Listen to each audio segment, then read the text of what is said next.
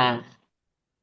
નમો હરિયંતાણં નમો સિદ્ધાણં આર્યાણં નમો વસાયણં નમો લોય સૌ સામણં એસો પંચન મુક્કારો સૌ પાવપણાસણો મંગલાણં ચ સૌદેશીમ પડમં હવૈ મંગલમ પડમં હવૈ મંગલમ ઓમ નમો નારાયણ ઓમ નમો સૂર્ય ઓમ નમો સૂર્ય દેવ્યાય ઓમ નમો વાયનાર્ય ઓમ નમો બંબીએ લીવીએ તીર્થંકરો ગણધરો પૂર્વધરો શ્રુતધરો વાચનાચાર્ય યુગ પ્રધાન આચાર્ય ઉપાધ્યાય સાધુ સાધ્વી ભગવંતો જીન શાસન દેવ જીન શાસન માતા આપ સર્વની આજ્ઞા હો શરણું હો સંરક્ષણ હો આપ સર્વની આજ્ઞા હો શરણું હો સંરક્ષણ હો આપ સર્વની આજ્ઞા હો.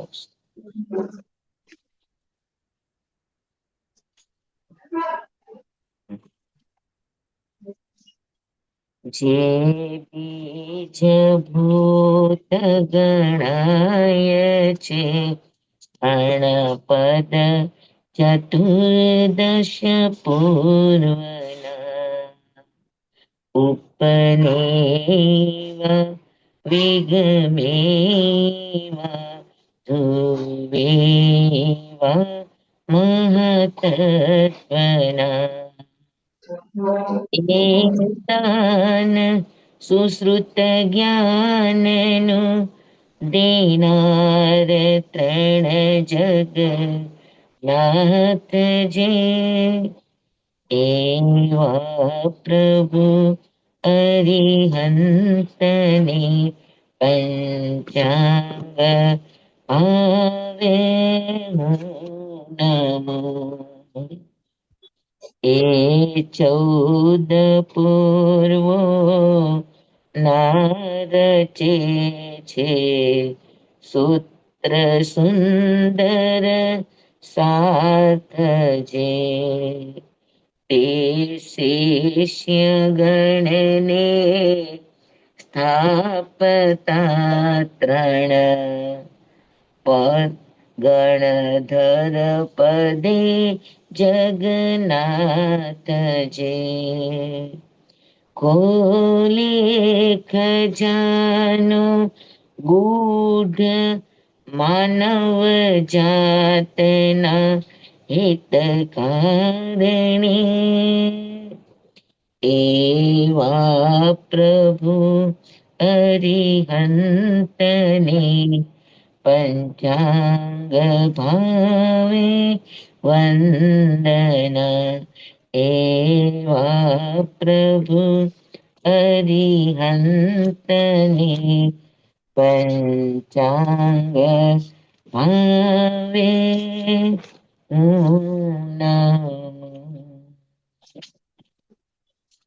ચાલો આપણે 9 અધ્યયન પૂરા થયા બરાબર. હા. હવે 10મું અધ્યયન આવ્યા.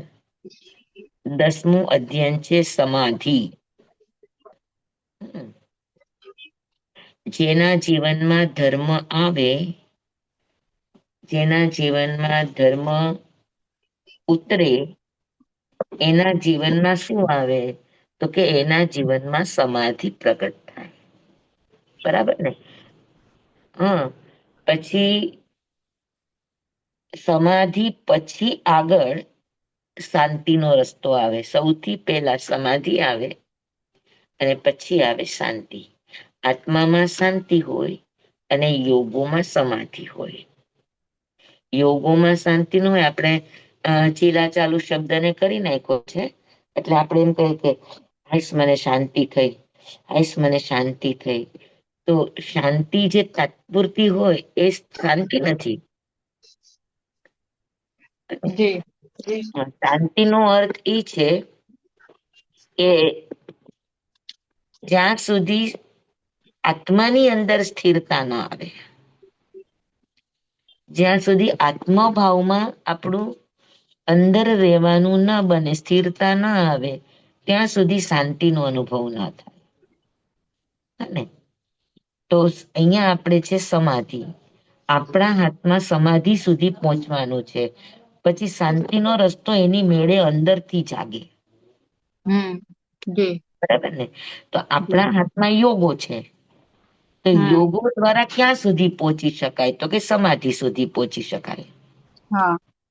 મન વચન કાયાથી આપણે ઊંડા ઉતરવાની કોશિશ કરીએ તો એની પહોંચ ક્યાં સુધીની? તો કે સમાધિ સુધીની. યોગો તમને શાંતિ ના આપે, યોગો તમને સમાધિ આપે. હા, આપણે એને શાંતિનું નામ આપી દેતા હોય, રિયલમાં એ શાંતિ ન કહેવાય, સમાધિ કહેવાય. બરાબર.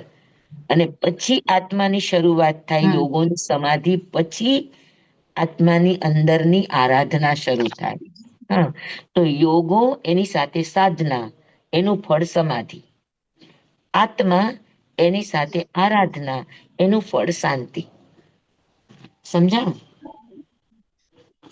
સ્વામી, એકવાર સમાધિ ને શાંતિ નું કોને એક્ઝેક્ટ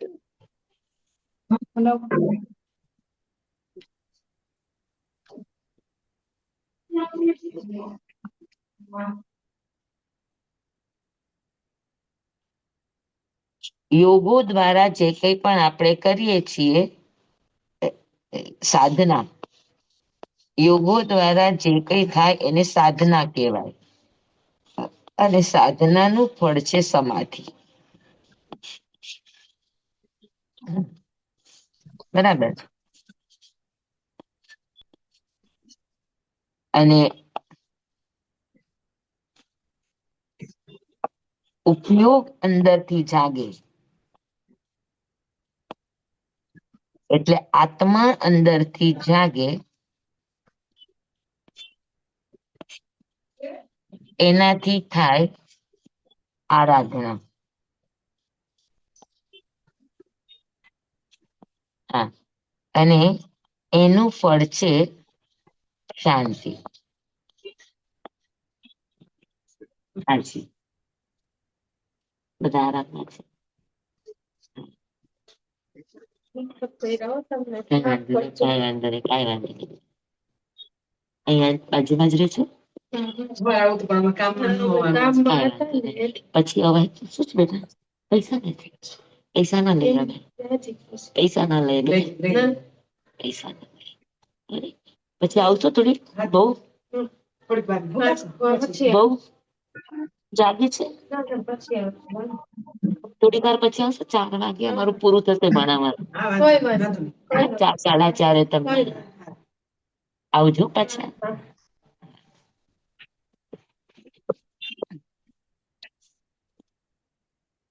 જુઓ, દેખાય છે? જી સ્વામી. યોગોની સાથે આપણે યોગોની જે કેળવણી છે એને સાધના કહેવાય. અને સાધનાનું ફળ છે સમાધિ. ઉપયોગ કે આત્માની કેળવણી છે એને કહેવાય આરાધના, અને એનું ફળ છે શાંતિ. સાધના અને આરાધનામાં પણ ફરક થયો ને, એટલે હા, એટલે આત્માથી થાય ઈ આરાધના, ઉપયોગથી થાય તે આરાધના, ઉપયોગમાં રહો ઈ આરાધના, અને યોગોને કેળવો ઈ સાધના. મનમાં ખરાબ વિચારો, દુષ્પરિણામો જાગવા ન દો, વચનનું મૌન કરો. હા, કાયાને ઔષધ ધ્યાનમાં સ્થિર રાખો. તો આ યોગોથી જે થાય, યોગોને જે કેળવવામાં આવે, યોગોમાં જે સંતુલન કેળવવામાં આવે, એનું ફળ સમાધિ છે. તો જ્યાં સુધી યોગની રીતે થાય, બધા યોગીઓ કરતા હોય ને, હઠ યોગ કરે, ધ્યાન યોગ કરે, તો એ બધાને પછી સમાધિમાં વયા જાય, ખબર પણ ન પડે. તો સ્વામી, એ અત્યારે દ્રષ્ટિ આપણે ધ્યાન આરાધના ધ્યાનમાં બેસીએ છીએ તો એ યોગોનું જ કામ છે, તો એ સાધના સુધી જ જાય છે, આરાધનામાં જતું જ નથી. તો કેવી રીતે કરવાની પછી આગળ? સાધના પછી આરાધના એની મેળે શરૂ થાય. સાધના તમને ધર્મ ધ્યાન સુધી લઈ જાય, અને એ તમને એક પ્રકારની ઠરાવિક યોગિક સમાધિ આપે. પણ એ અનુભૂતિમાં અંદરથી ઉપયોગની જાગૃતિ થાય, અને પછી એ યોગમાંથી ઉપયોગ તરફ વળી જાય. એનું પ્રાધાન્ય ઉપયોગમાં વયું જાય, આત્મભાવમાં વયું જાય, અને એમાં એની અંદરની અનુભૂતિમાં એટલો બધો એ રસ્તરબોળ થઈ જાય કે ત્યાંથી એની આરાધના શરૂ થાય. અને એ આરાધના શરૂ થાય. જી એટલે એને શું આખો દિવસ આત્મતત્વનો જ વિચાર આવ્યા કરે કે આત્માનો જ નહીં, રમણ કર્યા કરે. જ્યારે પણ હા, અગર કેવળ જ્ઞાન થયું, કેમ કે સાચી શાંતિ કેવળ જ્ઞાન પેલા મળતી નથી. તો ઈ એક વખત જાગ્યા પછી નિરંતર તમારી આત્મદશા હોય, એની પરમ શાંતિમાં હોય. આપણે જે નિજાણ મગમ ને નિવાણ મગમ કહીએ છીએ, તો નિજાણ નો અર્થ જ ઈ છે પરમ શાંતિનો માર્ગ. સિદ્ધ ક્ષેત્ર છે, નિજાણ મગમ છે, શાંતિનો માર્ગ છે. સ્વામી અત્યાર સુધી હજી આપણે આરાધના આપણે સાધનામાં જ છીએ એમ? હા, સાધનામાંય નથી હજુ. અરે બાપરે. સાધનામાંય નથી આપણે. હમ. સ્વામી, હા. તો આરાધના એટલે ભક્તિ થઈ ને? નહીં, આરાધના ભક્તિ માટેનો શબ્દ નથી. આત્માથી અંદર જે જાગૃતિ વધે અને આત્મામાં રહેવાનો સમય વધે, એને હમ આરાધના કહેવાય. તમે જી. આત્મભાવમાં છો હમ ત્યારે ઈ આરાધના છે. આભાર તો સ્વામી. સ્વામી હવે હા, કેવી રીતે આગળ વધવાનું તો પછી આપણે? આપણા હાથમાં જ્યાં સુધી હોય ને ત્યાંથી આગળ વધવાનું. એનાથી આગળ વધીએ તો ચાણક્યની ખીચડી થાય. એટલે ચાણક્યની ખીચડી નહીં કરવાની. એટલે સમજાણું નહીં કેવી રીતે આગળ વધવાનું ને શું ચાણક્યની ખીચડી, બેમાંથી કાંઈ ના સમજાણું સ્વામી. ચાણક્ય છે ને, ચાણક્ય હમ. અ, મગધને મગધમાં ધનનંદનું સામ્રાજ્ય હતું અને એને ચંદ્રગુપ્ત મૌર્યનું સામ્રાજ્ય સ્થાપવું હતું.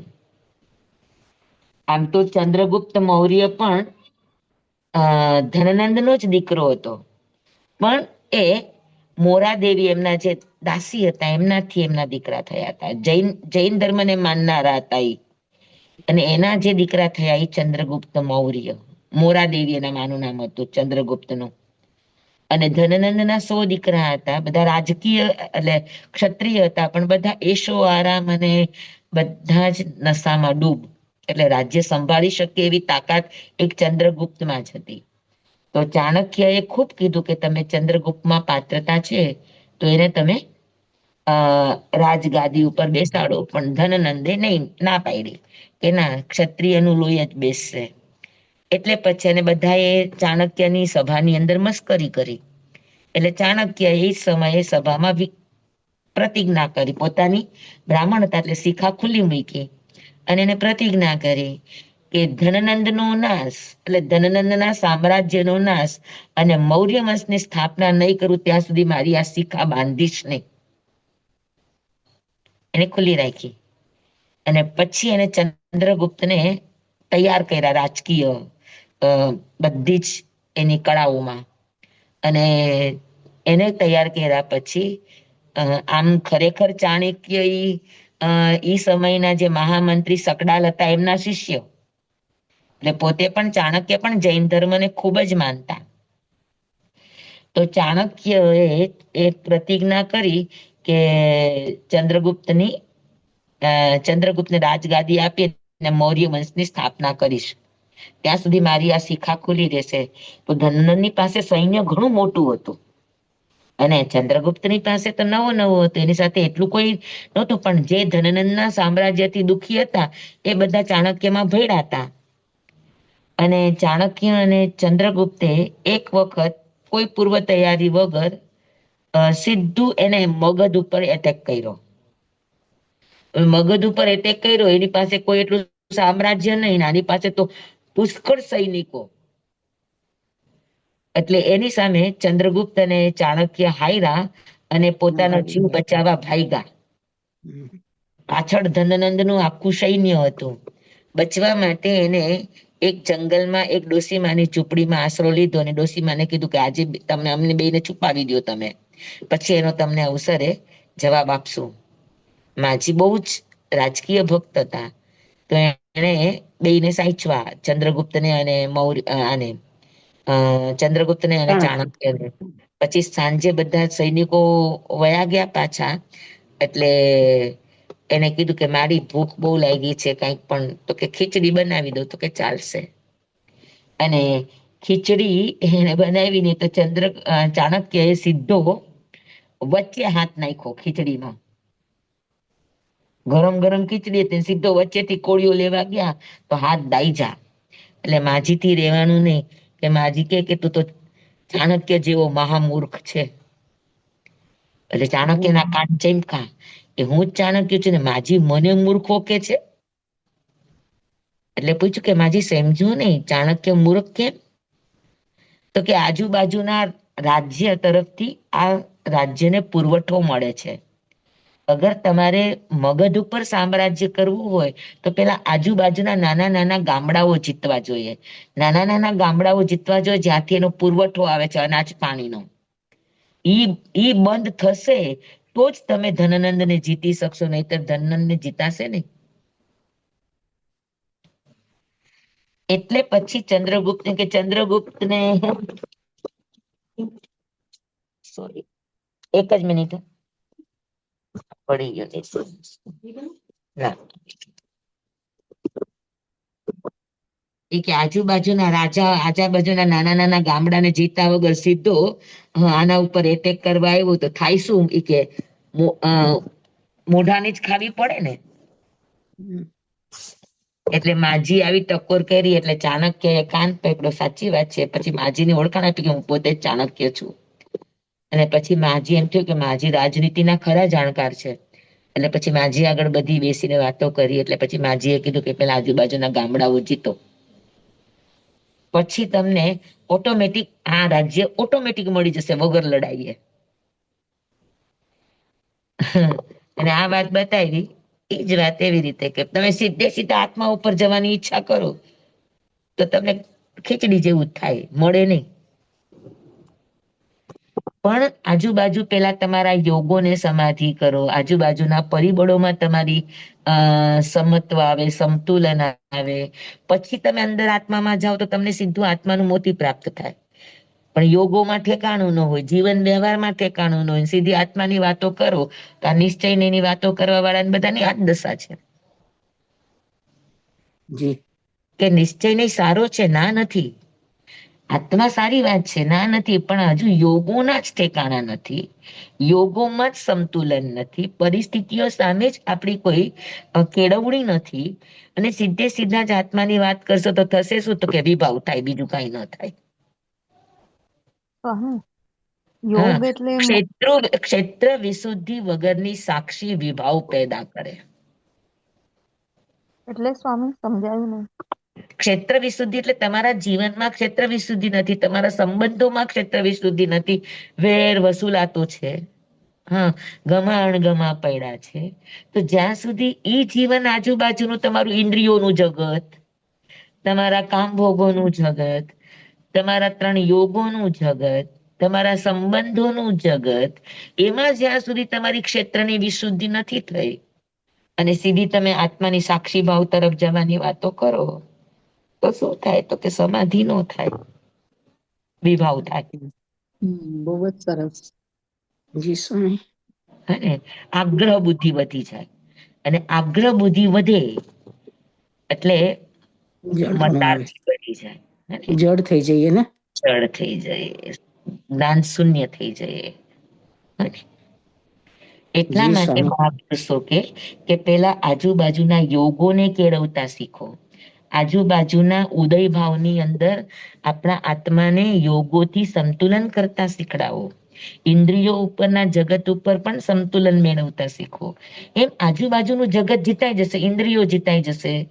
હા, પછી આજુબાજુના આપણા યોગો જીતાઈ જશે, તો પછી આત્મા તો જીતાવાનો જ છે ને. જી સ્વામી. સમજે? જી આભાર સ્વામી. પેલા સમાધિ આવે, પછી શાંતિ આવે. અને સમજાઈ ગયું બરાબર? જી સ્વામી. પણ તમે કહો છો કે હજી સુધી આપણે સમાધિમાં પણ નથી, તો પછી આપણે અત્યારે આટલી ધર્મક્રિયા, આરાધના, ધ્યાન, સાધના બધું કરતા હોઈએ તો જો પછી શું? મારે સીધું સીધું જ કેવું છે કે સમાધિ આવી શકે, ન આવે એવી વાત નહીં, પણ આપણું સંતુલન છે ખરું? ગમે તેવો ઉદય ભાવ આવ્યો હોય, આધિ આવી હોય, વ્યાધિ આવી હોય, ઉપાધિ આવી હોય, આપણું બેલેન્સ રહે છે કે આપણે હારી જઈએ છીએ, ડગી જઈએ છીએ, આપણે કોમ્પ્રોમાઇઝ કરી લેતા હોઈએ છીએ. સમજોતા કરી લેતા હોઈએ છીએ. શું કરીએ છીએ કયો? કોમ્પ્રોમાઇઝ ને સમજોતા ન કરવું. ઘણી મોટી વાતો કરીએ, પણ આપણી સામે જયારે આપણો કઠણ ઉદય શરૂ થાય તો આપણે ત્યારે એમાં ભળી બધી જઈએ છીએ, સાધનાઓમાં આપણે હલી નથી જતા. ભળી જઈએ છીએ એમાં જ ઉદયમાં. તો જ્યાં સુધી ઉદયમાં ભળી જઈએ છીએ તેનો અર્થ છે કે આપણને સંતુલન સાધતા નથી આવડ્યું, અને સંતુલન ન સાધો ત્યાં સુધી સમાધિ નથી. ઉદય ભાવનું સંતુલન યોગો દ્વારા કરો તો પેલા સમાધિનો રસ્તો આવે, અને સમાધિમાં ટકી જાઓ તો શાંતિનો રસ્તો ખુલે. એટલે સ્વામી જે બહુ ક્ષમતા ભાવમાં શાંતિથી રહેતા કરતા હોય તો એમનો તો પછી ઈ થઈ ગયું ને, એમનું ઈ તો હા, ધીરે ધીરે ધીરે ધીરે ઈ જાય. જેને ઉદય ભાવ અકળાવી શકતો નથી, જેને સંઘર્ષ હરાવી શકતો નથી, જેને અસાતા દગાવી શકતી નથી, જેને માનસિક કોઈ પણ સંત્રસ્તતા જેને હલાવી શકતી નથી, જે હર હંમેશ ખુશ ખુશ ખુશ થઈને રહે છે, મોજ અને મજામાં જીવે છે, એ સમાધિ સુધી પહોંચી જાય. પછી એ ધ્યાન કરીને બેસે ને તો એમાં એક ઠરાવિક સ્થિરતા આવે. એ ઠરાવિક સ્થિરતાનું નામ છે સમાધિ. ત્યારે ચિત્તની એટલી બધી નિર્મળતા થઈ ગઈ છે, વચનોની એટલી બધી નિર્મળતા થઈ ગઈ છે, યોગોથી એટલું બધું સહન શક્તિને કેળવણી કરી છે કે જેનાથી એના યોગો જે આપણને અત્યારે માખી બેસે તો તરત આપણો હાથ આમ વયો જાય છે, એ જાય નહીં. ખંજોળ આવે તો તરત આપણો હાથ આમ વયો જાય છે, જાય નહીં. પગમાં ગમે એટલી અકળામણ થાય, પગ ઊંચો નીચો થાય નહીં, એટલી સ્થિરતા આવી જાય. ઈ સમાધિ અવસ્થા છે. આમ પણ લાકડા જેવું સ્વામી રાખવું ક્યારેક થઈ. ક્યારેક સમાજ એટલે ઊંચો નીચો કરવાની ભાવ જ ન થાય, ભલે પગમાં ખાલી ચડી ગયો હોય કે કાંઈ પણ થયું, અને ક્યારેક તો ઘડી ઘડી હલન થાય, તો પછી આપણે હજી ઈ પથ ઉપર ચાલી રહ્યા છે એમ સમજવાનું. ચાલી રહ્યા છે. હા, આપણે પ્રયત્નપૂર્વક જાગૃતિપૂર્વક આપણે અગર એ કરી રહ્યા છે તો એ સમાધિનો રસ્તો છે, પણ હજુ સમાધિ નથી. સમાધિમાં જાઓ ને તો એટલા બધા ઊંડી ઉતરી જઈએ કે આજુબાજુની દુનિયાનું આપણને ભાન ન રહે. આપણે અંદરમાં ઉતરી જઈએ, અને અંદરમાં જે કંઈ પણ શરીરના સ્તર ઉપર ઘટી રહ્યું છે કે અંદરના યોગિક સ્તર ઉપર જે ઘટી રહ્યું છે એ બધું ખુલવા માંડે. જી સ્વામી. સમજાણું? યોગોની નિર્મળતાથી અંદર આપણું જ્ઞાન નિર્મળ થઈને ખુલવા માંડે.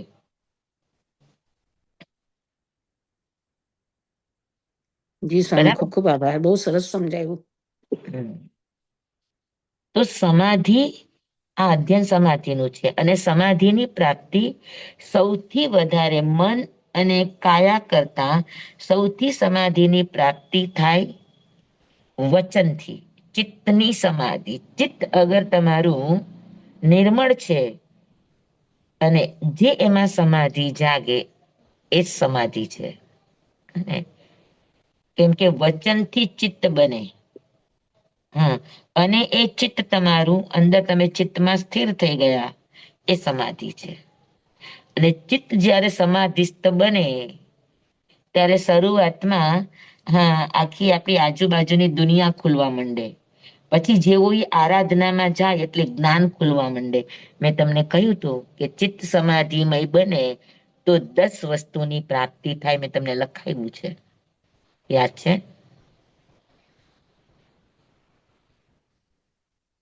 યાદ છે સોરી માસ્ટર.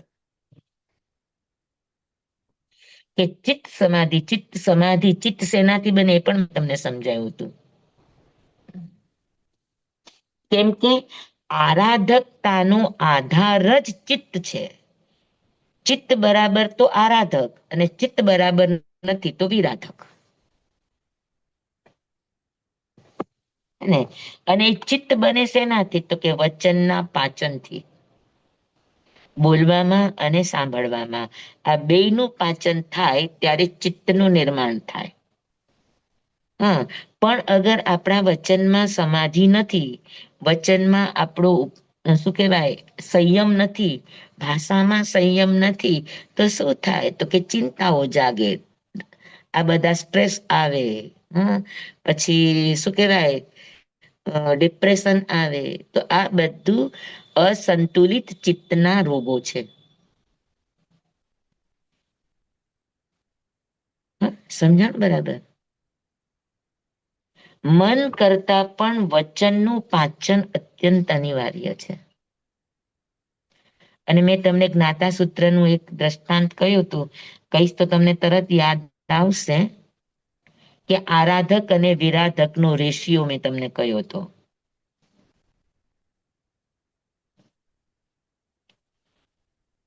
કષ્ટ સહિષ્ણુ, વચન સહિષ્ણુ. તો પોતાના ઘરનાના વચન સહન કરવા અને પારકાના વચન સહન કરવા કીધું તું, યાદ છે? જી સ્વામી, કહ્યું તું તમે આ મારા પોતાના વચન પર. ઘરનાના વચન સહન કરે અને બહારનાના પણ વચન સહન કરે. હા, વચન સહિષ્ણુ બને, કે કોઈએ નબળા કીધા તો સહી લે. તો વચન સહિષ્ણુ બને, ઘરના અને બહારના બધાના જેના પણ વચન આવ્યા પ્રતિકૂળ એને સહન કરે. એને ગામ કંટક કહેવાય વચનને. અને તો ઈ અગર જે સહન કરી લેતા હોય, એમાં જે હલી ન જતા હોય, એ 100% આરાધક કહેવાય. યાદ છે તમને આ રેશિયો મેં કીધો તોય? હા, યાદ છે. હા, યાદ છે તો કે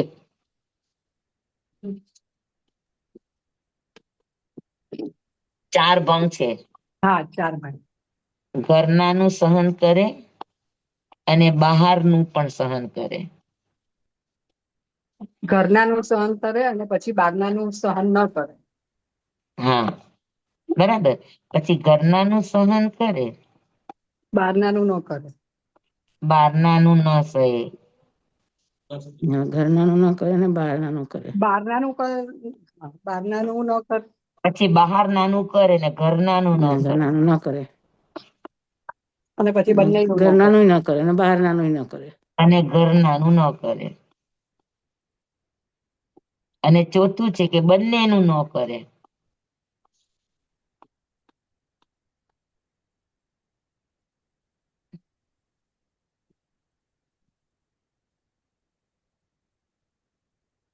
જુઓ આ 4.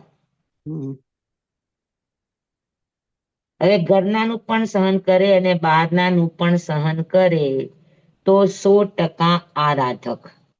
ઘરનાનું પણ સહન ન કરે, બહારનાનું પણ સહન ન કરે તો 100% વિરાધક. વિરાધક. વચન સહિષ્ણુ.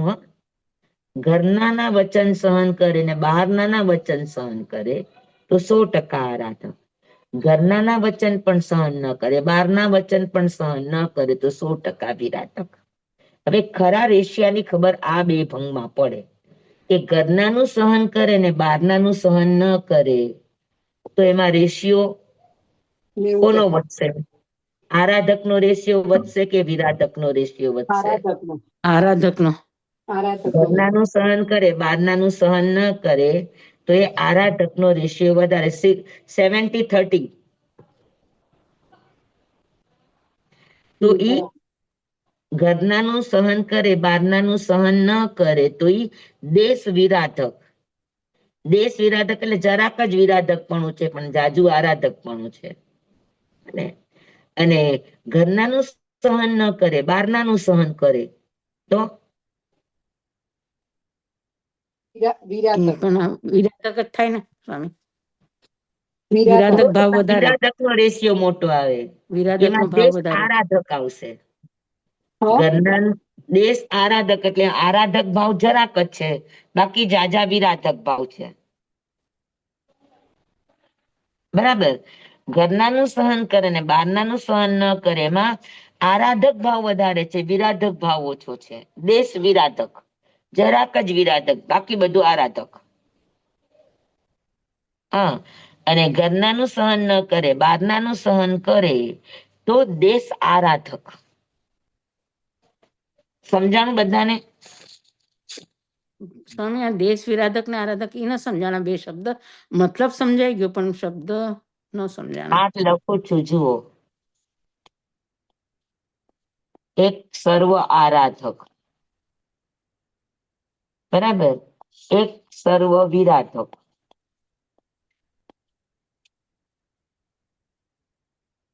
વિરાધના કરે ને વિરાધક કહેવાય, આરાધના કરે ને આરાધક કહેવાય, જી બરાબર. સ્વામી.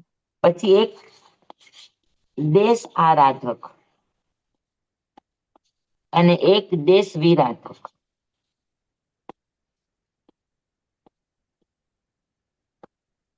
ચાલો હવે આમાં મને કહો કોણ આવશે? સર્વ આરાધકમાં કોણ આવશે? ઘરનાનું પણ ઘરનાનું સહન કરે ને બહારનાનું સહન કરે એ સર્વ આરાધક. સર્વ સર્વ આરાધક. વિરાધકમાં બંનેનું સહન ન કરે, અને દેશ આરાધકમાં ઘરનાનું સહન કરે ને બહારનાનું ન કરે, અને દેશ વિરાધકમાં ઘરનાનું સહન ન કરે ને બહારનાનું સહન કરે. ઉલટું. દેશ આરાધકમાં કોણ ઘરનાનું સહન? ઘરનાનું સહન કરે અને બહારનાનું ન કરે. દેશ આરાધક. હા. યસ. દેશ આરાધક ઘરનાનું સહન કરે. ન કરે અને બહારનાનું સહન કરે તો એ દેશ આરાધક. ઓહ એવું છે. તો આરાધક અને કેવી રીતે? ઘરનાનું સહન કરે ને બહારનાનું સહન ન કરે તો દેશ વિરાધક. દેશ એટલે જરાક, હા, જરાક તો એમાં આરાધક પણ અને ઓકે, જરાક વિરાધક પણ. સમજી લ્યો કે દેશ આરાધક એટલે 90% વિરાધક અને 10% આરાધક. ઓલામાં 90% આરાધક અને 10% વિરાધક. જુઓ તો આ દેશ છે. હવે દેશ આરાધક એટલે શું? તો કે 90% વિરાધક અને 10% આરાધક. તો 90% વિરાધક કોણ કહેવાય? તો કે ઘરનાનું સહન ન કરે એ 90% વિરાધક. બહારનાનું સહન કરે પણ ઘરનાનું સહન નથી કરતા તો એ 90% વિરાધક છે, 10% જ આરાધક છે. પણ ઘરનાનું સહન કરે છે ને બહારનાનું સહન નથી કરતા તો એનો આરાધકનો રેશિયો વધી જાય, 90% આરાધક અને 10% જ વિરાધક. તો 10% વિરાધક ને કહેવાય દેશ વિરાધક અને 10% આરાધક ને કહેવાય દેશ આરાધક. સમજાણું? ઓલું જરા આરાધક અને ઓલું જરા વિરાધક. તો જરા વિરાધક છે તો બાકી બધું આરાધક છે. આ હા, જરાક બરાબર. આરાધક છે તો બાકી બધું વિરાધક છે. Okay okay. સમજાણું? જી સ્વામી, પણ અર્થમાં હજી એટલે બરાબર તમે કીધું પણ મગજમાં મારા નથી બેસી રહ્યું, પણ ઓલું જે સમજાઈ ગયું કે અમે ઓલું દેશ ને ઘરનાનું મેં સહન કરે ને સમજ્યું. બહારનાનું ન કરે, અને ઘરનાનું ન કરે ને બહારનાનું કરે. જો ઘરનાનું સહન કરે એમાં આરાધકપણાનો રેશિયો વધારે હોય. હા, પણ તો પછી એને વિરાધક કેવી રીતે કહેવાય? જરાક જ વિરાધક છે કારણ કે બહારનાનું સહન નથી કરતો. અચ્છા. બહારનાનું સહન નથી કરતું તો બહાર કેટલો વખત રહે આખા દિવસમાં? થોડો વખત. અચ્છા, એટલે દેશનો અર્થ એમ સમજવાનું કે જે થોડું છે ઈ. હા, થોડું આરાધકપણું, થોડું વિરાધકપણું. તો થોડુંક જ વિરાધકપણું છે તો બાકી બધું આરાધકપણું છે. 90% આરાધક છે ને 10% જ વિરાધક છે. ઓલો 90% વિરાધક છે ને 10% જ આરાધક છે. જી તો સ્વામી. સમજાય કે ન સમજાય? જી સ્વામી, હવે ખ્યાલ આવી ગયો. અને ઘરનાનું સહન કરે કારણ કે ઘર સાથેના એના બહુ નજીકના રિલેશન હોય, બરાબર.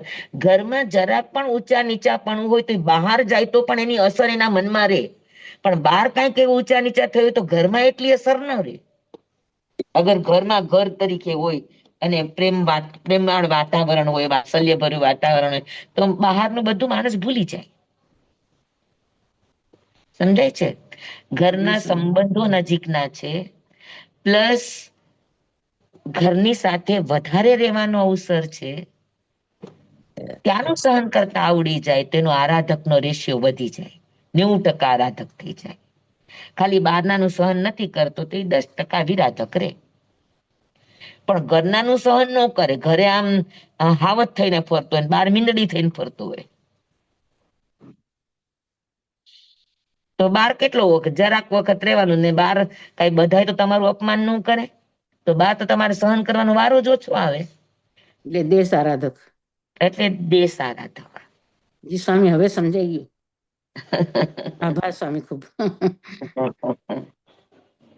હવે ભૂલતા નહીં હું. હા. સ્વામી થોડીક જળ બુદ્ધિ જ, એટલે તો વાર લાગે સર્વ સમજતા. આરાધક આવે એની શું થાય, તો કે એની ચિત્ત વિશુદ્ધિ થાય. દેશ વિરાધકમાં ચિત્તની વિશુદ્ધિ હોય, બરાબર.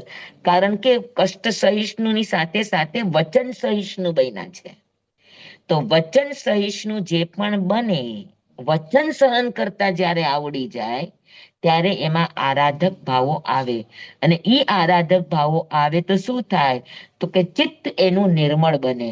અને ચિત્ત નિર્મળ બને તો શું થાય, તો કે એના યોગો સમાધિમાં વયા જાય. બધા સાધકો મૌન શું કામ કરે છે? આટલા જ માટે.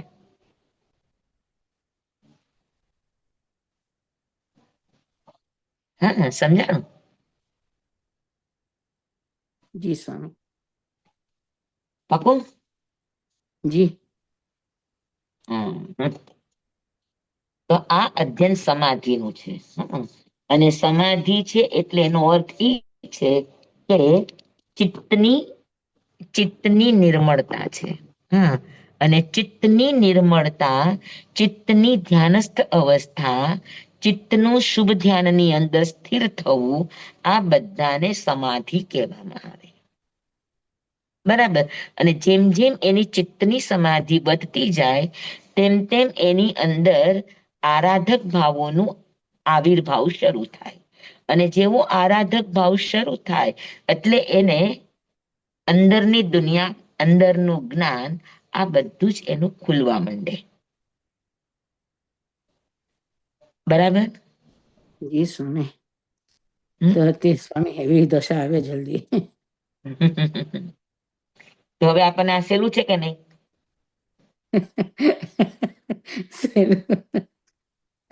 સ્વામી જેટલો સરળ માર્ગ દેખાય છે એટલો જ કઠણ થતો જાય છે.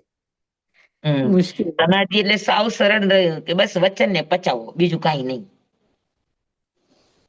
કહી દે તો કહી દે ને. આપણે ઘણી સારી વાતો ખંખેરી નાખીએ તો ખરાબ વાત ખંખેરી નાખવાની. પણ આપણને અંદર સુધી લાગી આવે. હે ને? પછી ભૂલાય નહીં. લોખંડનો કાંટો વાગ્યો હોય તો એ ઘા રૂંઝાઈ જાય, પણ વચનનો કાંટો વાગ્યો હોય તો એ ભવ જી સ્વામી, સાચી વાત છે. ભવના વેરાનું બંધ ઉભા કરી દે. કરી દે કે ન કરી દે? અને એટલે આપણે ત્યાં સાધનામાં સૌથી વધારે ભાર મૂક્યો હોય તો વચન ઉપર મૂક્યો છે. વચનનું બોલવું અને વચનનું સાંભળવું, આ બંને સાધના છે. બોલવામાં પણ વચનનું પાચન જોઈએ અને સાંભળવામાં પણ વચનનું પાચન હોય તો એનામાં ચિત્તની સમાધિ પ્રગટ થાય. અને ચિત્તની સમાધિ પ્રગટ થાય, યોગોનું સંતુલન આવે તો એમાંથી આરાધનાના અવસરો જાગૃત બને. અને એમ કરતા કરતા આત્માની આરાધના શરૂ થાય. ધીરે ધીરે ધીરે આત્માની શુદ્ધિકરણનો રેશિયો વધતો જાય તેમ તેમ એને અંદરથી એક એક વસ્તુ ખુલવા માંડે. જાતિ સ્મરણ જ્ઞાન થાય, હે, પછી દેવ સૃષ્ટિના દર્શન થાય. પછી એને શું કહેવાય, અવધિ જ્ઞાનની પ્રાપ્તિ થાય, અવધિ દર્શનની પ્રાપ્તિ થાય, મનોપર્યોગ જ્ઞાનની પ્રાપ્તિ થાય, કેવળ જ્ઞાનની પ્રાપ્તિ થાય, કેવળ દર્શનની પ્રાપ્તિ થાય, સમાધિ મરણની પ્રાપ્તિ થાય, નિર્વાણની પ્રાપ્તિ થાય. બોલો, એક ચિત્ત સમાધિ આવે તો આ બધું પ્રાપ્ત થાય.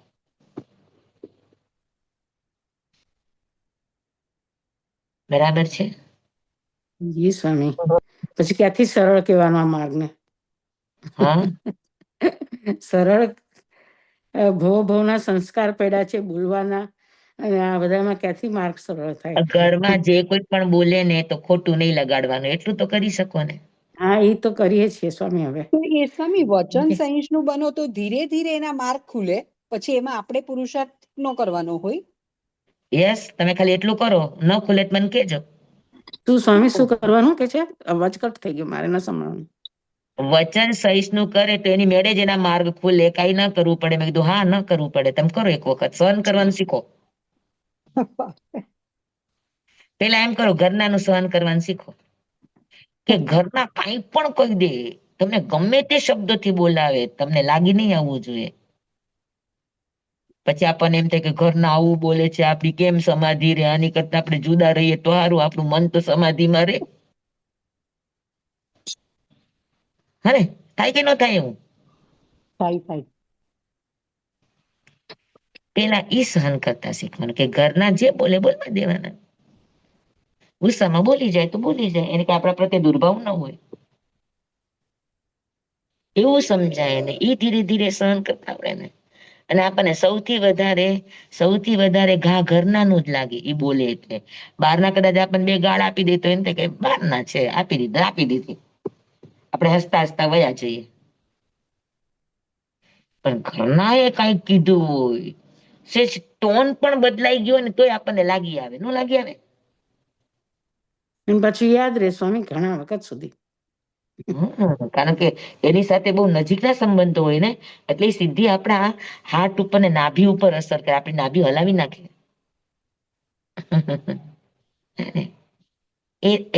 બસ એટલું કરતા આવડી જાય ને તો બેડો પાર છે.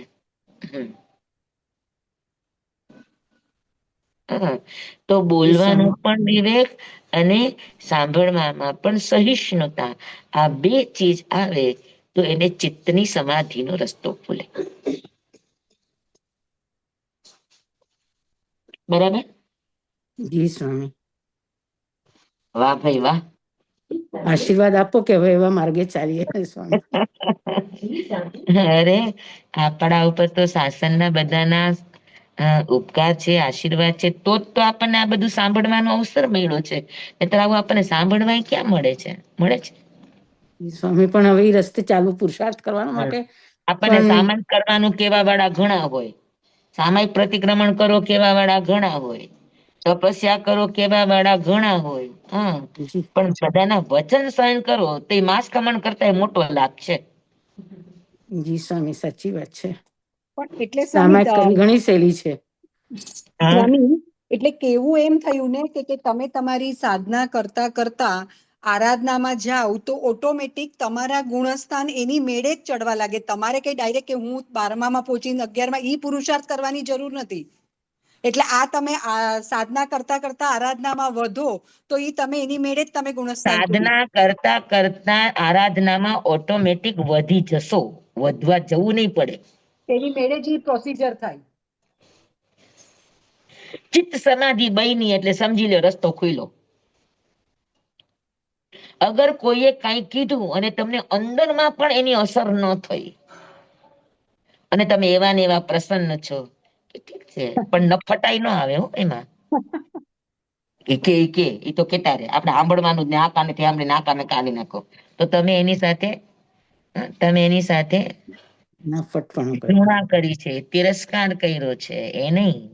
એક પણ જાતનો વિરોધ નહીં થવો જોઈએ, ન ઘૃણા રૂપે, ન તિરસ્કાર રૂપે, ન વચનના વિરોધ રૂપે. આપણું ચિત્ત પ્રસન્ન રહે, આપણા અંદરથી જરાય હલીએ નહીં, આપણે વ્યક્તિ પ્રત્યે રજ માત્ર પણ રંજ ન રહે, ડંક ન રહે, એના પ્રત્યે ફરિયાદ ન રહે. આવું થાય તો રસ્તો ખુલે.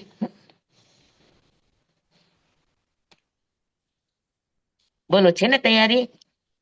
તૈયારી તો છે સ્વામી. પુરુષાર્થ કરશું.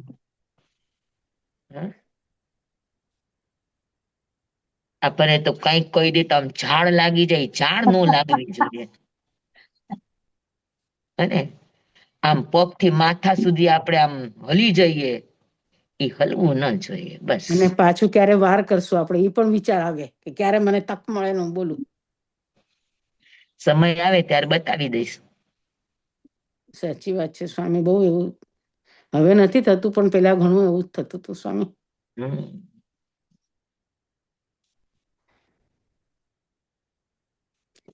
ક્યારેક ક્યારેક મને એમ થાય છે કે આ બધું આપણને ઉંમર સમજાવી દે. હારી જાવ ને પછી મુંગાર્યો તો એને ઘાય જ ના ના હારી જઈએ એમ નહીં, પણ ઉંમરથી અનુભવ આવે ને પછી બોલવાનું આપણે ઓછું કરીએ કે મારે નથી બોલવું એમ. ઓછું કરીએ પણ બોલવાનું ઓછું આપણે હારીને કરીએ છીએ, જીતીને નથી કરતા. સમજ્યા તમે? બોલવાનું હારે કરીએ છીએ, બોલવાનું જ આપણે ન કરીએ એનું કારણ છે કે આપણું કોઈ સાંભળતું જ નથી. આપણે શું કરવાનું? આપણી તાકાતે નથી યોગોની કે આપણે હવે વિરોધ કરીએ. આપણા હાથમાં છે નહીં કઈ સત્તા. શું કરીએ? આ તો હાથમાં તિજોરીની ચાવી હોય, ઘર સંભાળતા હોઈએ, પરિપક્વ હોઈએ, આમ દોમદોમ સાહેબી તમારા હાથમાં હોય ને પછી કોઈ કે કઈ કીધું ને સહન કરી જવો. સાહીણે ચયઈ બોએ. તમારી પાસે વિરોધ કરવાનો અવસર છે, તમારી પાસે વિરોધ કરવાની તાકાત છે, સામર્થ્ય છે, કરી શકો એમ છો ને છતાં ન કરો. જી સ્વામી. હા, તો આ સાધના તમને અંદરથી નિર્મળ બનાવે. ઓલી સાધનામાં તો શું, હવે આપણું હાલતું જ નથી તો શું કરવાનું? કૂતરો રોટલીની થપ્પી ઉપાડી ગયો તો આપણે કે જવા દો, અનપુણ્ય થયું. જી સ્વામી. હે ને? સાહીણે ચયઈ બોએ. તમારી પાસે બધી સ્વાધીનતા છે. ભોગવટાની સ્વાધીનતા છે, સામર્થ્યની સ્વાધીનતા છે, સત્તાની સ્વાધીનતા છે. હા, તમારી પાસે બધા જ પાવરની સ્વાધીનતા છે.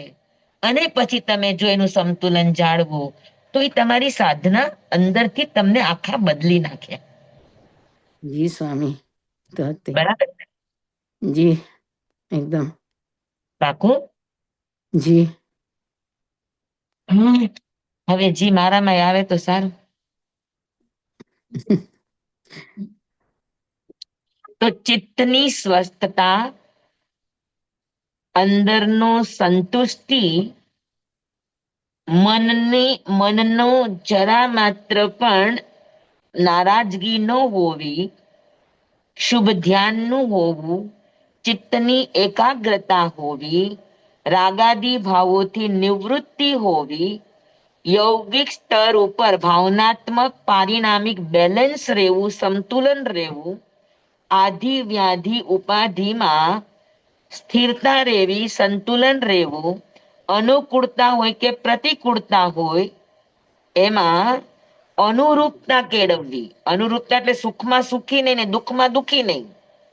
તો અનુકૂળતા અને પ્રતિકૂળતા બંનેને પચાવતા આવડવી, આને સમાધિ કહેવાય. સમજાણું બરાબર? જી સ્વામી. તો આ સમાધિનું અધ્યયન હવે આપણું આ 10મું છે. અને આ 10મા અધ્યયનમાં સમાધિની વાતો સરસ આપી છે. સાથે સાથે 10 વૈકાલિક સૂત્રની સમાધિના 4 રસ્તા પણ બતાવ્યા છે. સરસ વાત છે. તો આ અધ્યયનની શરૂઆતમાં 6 પ્રકારની સમાધિ નિર્યુક્તિકારે બતાવી છે. નામ સમાધિ, સ્થાપના સમાધિ, દ્રવ્ય સમાધિ, ક્ષેત્ર સમાધિ, ભાવ સમાધિ, કાળ સમાધિ. બરાબર? તો આવા બધા પ્રકારો આપ્યા છે, પણ સૌથી વધારે મહત્વ છે ભાવ સમાધિનું. ભાવ સમાધિ આવ્યા વગર આરાધક ભાવનો અંદરનો રસ્તો ખુલતો નથી.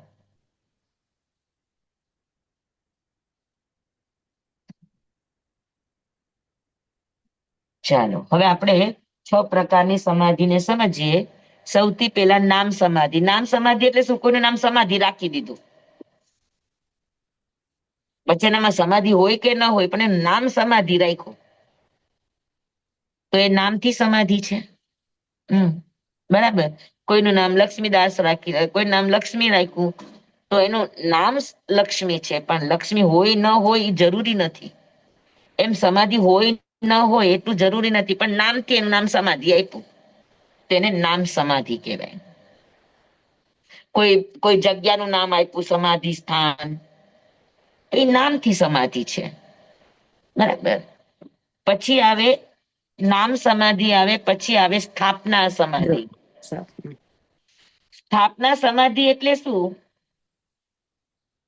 કે કોઈ એક સ્થાન છે એને તમે સમાધિ સ્થળ નામ આપી દીધું, એનું આરોપણ કર્યું કે આ સમાધિ. અથવા તો સમાધિની જે અંદરની સ્થિતિ હોય એવું તમે એક ચિત્ર બનાવી લીધું કે સમાધિ આને કહેવાય કે આમ ધ્યાનમાં હોય ને આજુબાજુમાં સર્પ છે, વીછી છે, આજુબાજુમાં પ્રતિકૂળ જે આપણે ભગવાન મહાવીરની સાધનાના ચિત્ર જોતા હોય અને છતાં ભગવાન સમાધિની અંદર સ્થિત ઉભા છે, તો એ જે પિક્ચર આપણે જોયું તેને કઈ સમાધિ કહેવાય? તો કે એને સ્થાપના સમાધિ કહેવાય.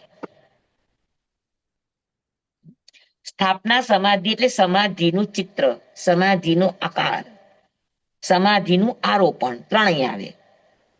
જી સમાધિનું ચિત્ર, સમાધિનું આરોપણ, હા, અને સમાધિ જે છે એનું આલેખન. બરાબર? તો એને સ્થાપના સમાધિ કહેવાય. સમજાણું બધાને? જી સ્વામી. ત્યાં સમાધિના કામ થતા હોય તો એ ક્ષેત્ર આખું સમાધિ નામથી પ્રચલિત થાય, તો એને પણ સ્થાપના સમાધિ કહેવાય. બરાબર? પછી મહાવીર સ્વામીનું ચિત્ર છે જે આખું સમાધિનું, તો એને પણ સમાધિ કહેવાય. એને પણ સ્થાપના સમાધિ કહેવાય. બરાબર? તો સ્થાપના સમાધિ કોઈના પર તમે આરોપણ કરી દીધું કે આ સમાધિ, તો એ પણ સ્થાપના સમાધિ કહેવાય. પછી દ્રવ્ય સમાધિ. દ્રવ્ય સમાધિની અંદર અહીંયા સૂત્રની અંદર 4 પ્રકારની દ્રવ્ય સમાધિ બતાવી છે કે જે ખાવાથી આપણું અંદરનું સંતુલન રહે, આપણને રાગદ્વેષ ન થાય. બરાબર? તો કે આપણે બધા જ રસથી આપણને જેવો જોઈએ છે એવા રસવાળું ભોજન મળે અને આપણે એને જમી લઈએ, જેવો સ્વાદ છે એવો આપણે એમાં રાગદ્વેષ ન થાય, હા, તો એને કહેવાય દ્રવ્ય સમાધિ. પછી આપણને જે ઇન્દ્રિયના વિષય જે આપણને સંતોષ આપે, તૃપ્તિ આપે, તો એ ઇન્દ્રિયના વિષયને પણ દ્રવ્ય સમાધિ કહેવાય. પછી અનેક વસ્તુ મેળવો, અનેક મસાલા મેળવો, અનેક વસ્તુ મેળવો, જેમ કે ઊંધિયું, બરાબર, અથવા તો કોઈ બીજી વસ્તુ છે કે જેમાં અનેક વસ્તુઓ ભળી છે, તો અનેક વસ્તુના મેળવવા પર વિરોધી સ્વભાવ વાળા હોય, જેમ કે દૂધ અને દહીં, મીઠું અને સાકર, બરાબર, ખટાશ અને ગળાશ, તો એ વિરોધી જેટલા પણ તત્વો છે એ બધા મેળવો અને એમાંથી એક સરસ સ્વાદ ઉભો થાય. એમાં ગળાશે હોય, ખટાશે હોય, તીખાશે હોય, મીઠાશે હોય, અને એમાંથી એક સ્વાદ બને અને એ સ્વાદથી આપણને સંતોષ થાય, તો એને પણ દ્રવ્ય સમાધિ કહેવાય. પરસ્પર વિરોધી હોવા છતાં પણ આપણને એ અંદરથી આપણને સંતોષ આપે, તો એને પણ દ્રવ્ય સમાધિ કહેવાય. અને ત્રાજવા ઉપર વસ્તુ રાખો અને 2 પલ્લા સમાન હોય, તો એને પણ દ્રવ્ય સમાધિ કહેવાય. તો દ્રવ્ય સમાધિ એટલે વસ્તુનું સંતુલન, સ્વાદનું સંતુલન, પરિસ્થિતિનું સંતુલન, આ બધી દ્રવ્ય સમાધિ છે. સમજાણું બરાબર? જી સ્વામી. જેનાથી આપણને સંતોષ થયો એટલે ગમ્યું, આપણને ફાવ્યું, ભાવ્યું, ગમ્યું, રૂચ્યું, જઈચું, તો આ બધું પછી વસ્તુ હોય, વ્યક્તિ હોય, પરિસ્થિતિ હોય, તો આ બધાને કહેવાય દ્રવ્ય સમાધિ. દ્રવ્ય સમાધિ, દ્રવ્ય એટલે વસ્તુ, જે વસ્તુથી આપણામાં રાગદ્વેષ ન થાય, સંતોષ રે, સંતુલન રે, એ વસ્તુને દ્રવ્ય સમાધિ કહેવામાં આવે. સમજાણું બધાને? પણ સ્વામી એટલે ગમતી ન ગમતીમાં આમાં ફરક નહીં? ન ગમતીમાં તો આપણી સંતોષ આપણને થવાનો નથી, દ્વેષ થવાનો જ છે. થશે પણ કે નહીં સમજો થાય? એવા ભાવ કેળવા તો ભાવ કેળવા તો સમાધિ કહી શકાય. તો પછી તમારી ભાવ સમાધિમાં વયું જશે. અચ્છા પણ વસ્તુને લઈને તમારામાં જે ભાવ આવ્યા તો એને દ્રવ્ય સમાધિ કહેવાય. સમજાણું બરાબર? જી સ્વામી. હમ. પછી ક્ષેત્ર સમાધિ. ક્ષેત્ર સમાધિ કોને કહેવાય? તો જે ક્ષેત્રમાં રહેવાથી આપણા કસાયો શાંત બને. હા, આપણી અંદરની વૃત્તિઓ શાંત બને અને અંદરથી આપણી ચિત્તની એકાગ્રતા જાગે, આપણને સમાધિનો અને શાંતિનો અનુભવ થાય, એ ક્ષેત્ર સમાધિ કહેવાય. બરાબર? જેમ કે પિરામિડો છે, જ્યાં મહાપુરુષોએ સાધના કરી, એમના યોગ બળના પરમાણુઓનું પ્રાધાન્ય છે, અથવા તો યોગ બળના પરમાણુઓ ત્યાં આધિક્ય છે, એવી જગા ઉપર બેસો ને તરત જ તમે સમાધિમાં ઉતરી જાઓ, હા, તો ઈ સ્થળને કહેવાય ક્ષેત્ર સમાધિ. સમજાણું બરાબર? જી સ્વામી. હા.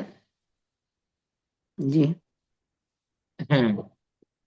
તો જે ક્ષેત્ર ઉપર બેસવાથી આપણા અંદરના ભાવો, અંદરનો ઉકળાટ સમી જાય, હા, અને આપણને સમાધિ શાંતિનો અનુભવ થાય, એ ક્ષેત્ર. ગુરુદેવ હંમેશ કહેતા કે બે પ્રકારના ક્ષેત્રો હોય. એક સિદ્ધ કક્ષાનું ક્ષેત્ર, જેને સિદ્ધ ક્ષેત્ર કહેવાય, અને એક અરિહંત ક્ષેત્ર કહેવાય. અરિહંત ક્ષેત્ર એટલે શું? તો કે જેની નામના બહુ હોય, યશ બહુ હોય, ચારે બાજુ એનો યશ ગવાતો હોય, જે તે વસ્તુ બધામાં એનું નામ રખાતું હોય, એટલે જે સિદ્ધ ક્ષેત્રનું પુણ્ય છે એ વપરાતું હોય, એને અરિહંત ક્ષેત્ર કહેવાય, અતિશય ક્ષેત્ર કહેવાય. અને જે ક્ષેત્રની અંદર પરમાણુ શુદ્ધ છે, પણ ત્યાં કોઈ ભૌતિક સુખ સુવિધા માટેનો ઉપયોગ ન કર્યો હોય, તેને સિદ્ધ ક્ષેત્ર કહેવાય. જેમ કે શિરડી છે, એ અતિશય ક્ષેત્ર કહેવાય, સિદ્ધ ક્ષેત્ર ન કહેવાય. કે સાંઈબાબાની જે પણ સાધનાના પરમાણુ હતા, એ લોકો પાનની દુકાન ઉપર એ સાંઈ નામ છે, દારૂની દુકાન ઉપર એ સાંઈ નામ છે, બરાબર છે. આજે આપણું તક્ષશિલા નાલંદા વિશ્વવિદ્યાલય, ત્યાં આગળ એક ઇતિહાસ હતો કે ભગવાને 14 ચાતુર્માસ આપ્યા, એ અત્યારે સાવ કેવું વેરાન થઈને પડ્યું છે. શું કામ? તો કઈ સિદ્ધ ક્ષેત્ર લોકોએ અતિશય ક્ષેત્ર બનાવીને એના પુણ્ય ખાઈ લીધા, અને એ ક્ષેત્ર રાખ જેવું નિસ્સાર થઈ ગયું. તો ક્ષેત્રના પણ પુણ્ય ખવાય? કેમ ન ખવાય? કઈ રીતે? ઈ તો ન સમજ. લે, શિરડીમાં જુઓ તમે, હરેક દુકાન ઉપર, હરેક જગ્યા ઉપર સાઈ નું નામ. પછી એનો ચમત્કાર છે, એટલે કોઈ એનું નામ કરે, એની માનતા કરે, પછી એના નામની માનતા ફળીભૂત થાય, એટલે લોકોની શ્રદ્ધા એમ વધે. તો એનાથી શું થાય? તો કે એનાથી સિદ્ધ પુરુષનું પુણ્ય તો ન ખવાય, પણ ક્ષેત્રનું પુણ્ય ખવાય. ક્ષેત્રમાં જે તાકાત હતી, તમે એ તાકાતને ખેંચી લીધી, તો ક્ષેત્ર શું થશે કયો? શેરડીમાં રસ પણ છે, સ્વામી, તમે એને પીલીને લઈ લીધો, પછી છોતરા જ રહીને રેસ. પણ સ્વામી શિરડીનું તો એવું કઈ નથી થઈ રહ્યું, જેમ નાલંદાનું થયું એવી રીતે. એટલે હજી શિરડી પુણ્ય છે. પણ હવે ધીરે ધીરે તમે જુઓ, અત્યારે કેટલા શિરડી જનારાના એક્સિડન્ટો થાય છે, કેટલું થાય છે. પેલા આવું કઈ ન સંભળાતું, હવે કેમ સંભળાય છે? સાઈબાબાનો પ્રશ્ન આજે ચર્ચા એ ચડ્યો છે. શું કામ ચડ્યો? ઈ મુસલમાન હતા, ઈ આવા હતા. સાધના કોઈ જાતિ પર મીન્સ જાતિ પર્યક ન હોય, સાધના સાધના છે. પછી મુસલમાન હોય તોય શું, અને હિન્દુ હોય તોય શું. તો આ બધા પ્રશ્નો ઉઠા, વિવાદનું ક્ષેત્ર બન્યું, તો ધીરે ધીરે પુણ્ય આમ જ ઘસાય. સમજાય? જી સ્વામી. ના તો પછી પાલિતાણા તો આટલા લોકો જાય છે, ગિરનાર આટલા લોકો જાય છે, તો પણ એ પણ પુણ્ય ખવાયતું હોય ત્યાંનું પણ. જો તમે એને તમારા ભૌતિકતામાં વાપરો તો ધીરે ધીરે પુણ્ય ખર્ચાય, ક્ષેત્રનું પુણ્ય ઘટે. પણ એની સાથે સાથે તમારી અંદરની આરાધનાઓ પણ વધતી હોય, તો ક્ષેત્રનું બેલેન્સ જળવાતું હોય. બે રીતે. પણ માત્ર ભૌતિકતાનો અને ચમત્કારનો જ લાભ લેવાતો હોય તો એ લાંબો સમય ન ચાલે. ગિરનારજી આજે જનારા છે, પણ શ્રદ્ધાને લઈને જનારા છે, કોઈ ચમત્કારને લઈને જનારા નથી. શેત્રુંજય જનારા પણ બધા ચમત્કારને લઈને નથી જતા, શ્રદ્ધાને લઈને જાય છે. જી સ્વામી. તો એમાં એનો બરાબર. રેશિયો વધે. જી પણ સ્વામી. ભૌતિકતાને લઈને જાય તો એનું પુણ્ય ખવાય, એ અતિશય ક્ષેત્ર બની જાય. તો ક્ષેત્રને સિદ્ધ ક્ષેત્ર રહેવા દેવાનું, અને ક્ષેત્રને સિદ્ધ બનાવવું હોય તો ક્ષેત્રમાં આરાધના કરો, જેટલી બને એટલી સાધના કરો, સમાધિ ભાવ રાખો, તો એ ક્ષેત્ર ધીરે ધીરે ધીરે ધીરે ધીરે ધીરે તમારા સમાધિ ભાવના પરિણામથી, તમારા આરાધક ભાવના પરિણામથી એ ક્ષેત્ર સિદ્ધ ક્ષેત્ર બનવા માંડે. સમજાય છે? આર્ય ક્ષેત્ર અને અનાર્ય ક્ષેત્રની આ જ વિશેષતા છે. આર્ય ક્ષેત્ર 25.5 છે, પણ એ એક જ જગ્યાએ હોય એવું ક્યાંય લખેલું નથી. એનું ક્ષેત્રાંતર થતું રહે, બદલાતું રહે. આપણા ભાવના હિસાબે સ્વામી. બરાબર. ક્ષેત્રની પુનાઈના હિસાબે.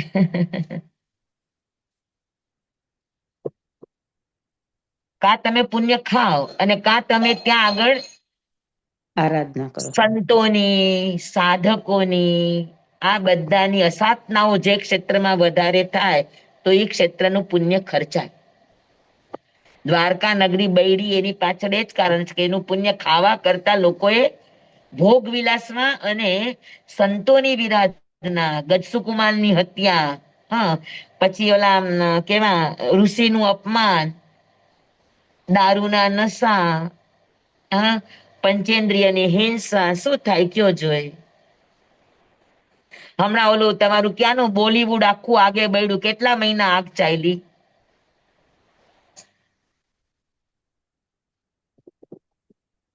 સમજાય છે તમને આ બધી વાતો? જી સ્વામી. આ બધા ક્ષેત્રના પુણ્ય છે. અને ત્યારે ઘણી બધી વાત આવી હતી કે હોલીવુડ વાળા એ ભગવાન ઉપર એના ઉપર કોમેન્ટ પાસ કરી હતી.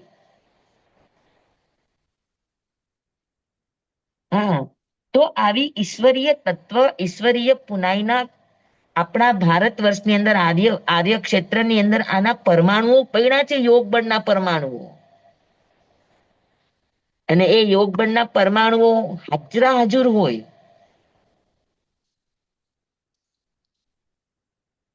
ચાલો, સમજાણું. આપણે આડાવડા રસ્તે વયા જઈએ છીએ. ક્ષેત્ર સમાધિ સમજાણી બધાને? જી સ્વામી. તમે જુઓ કે ઘરે કરો એની કરતા તમે ઉપાશ્રયમાં કરો તો તમને વધારે સારું લાગે છે. શું કામ? ત્યાં સંતો હોય, હા, ભલે ભાવથી કે અભાવથી, પણ ત્યાં આગળ સ્વાધ્યાય થતી હોય, વ્યાખ્યાન થતું હોય, એટલા જાપ થતા હોય, તો એ બધાના પરમાણુઓ ત્યાં આવે કે ન આવે? એટલે ઓટોમેટિક ક્ષેત્રની અંદર થોડી થોડી શુદ્ધિ આવતી જાય. એટલે ત્યાં આપણું મન જલ્દી લાગી જાય, આપણને બીજું કઈ યાદ ના આવે. તો આ બધા ક્ષેત્ર સમાધિ કહેવાય, આ બધા સ્થાનો.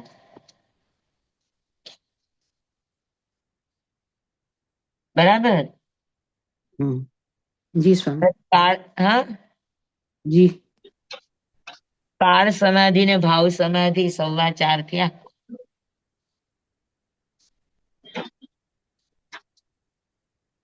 તો આજે આટલું રાખીએ આપણે.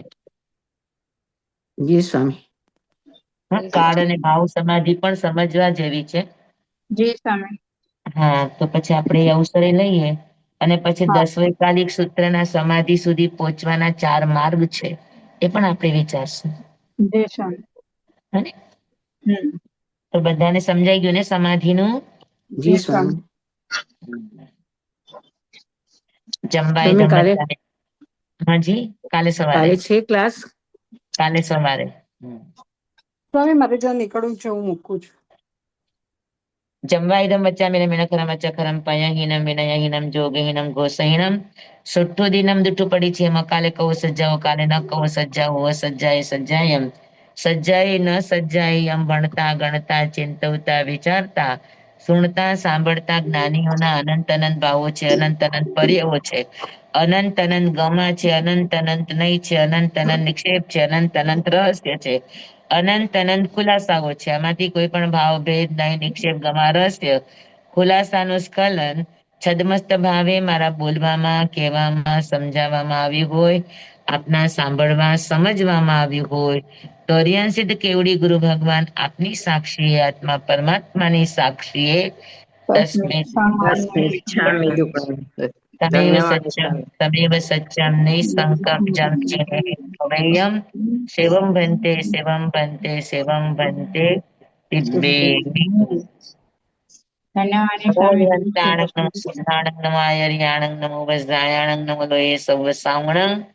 ગુરુદેવની આજ્ઞા શ્રી શ્રી ચતારી મંગલમ હરિહંતા મંગલમ સિદ્ધા મંગલમ સાહુ મંગલમ કેવલી પનત્તો ધમો મંગલમ ચતારી લોગુત્તમા હરિહંતા લોગુત્તમા સિદ્ધા લોગુત્તમા સાહુ લોગુત્તમા કેવલી પનત્તો ધમ્મો લોગુત્તમો ચતારી શરણં પવજ્જામિ હરિહંતે શરણં પવજ્જામિ સિદ્ધે શરણં પવજ્જામિ સાહુ શરણં પવજ્જામિ કેવલી પનત્તં ધમ્મં શરણં પવજ્જામિ.